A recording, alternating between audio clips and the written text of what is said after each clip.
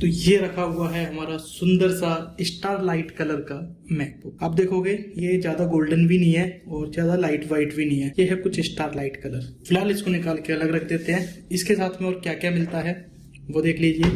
एक ही केबल मिलती है जो कि इसकी क्वालिटी भी इन्होंने बहुत ही ज्यादा इंप्रूव कर दी है। साथ में एक तरफ से आपको मिलता है टाइप सी और दूसरी तरफ से मैगसेफ का सपोर्ट। जितनी मोटाई आपको इधर पीछे की तरफ मिलेगी उतनी ही मोटाई चौड़ाई आपको यहाँ पे आगे की तरफ मिलेगी। चारों साइड से बिल्कुल फ्लैट लैपटॉप ये कर दिया गया है।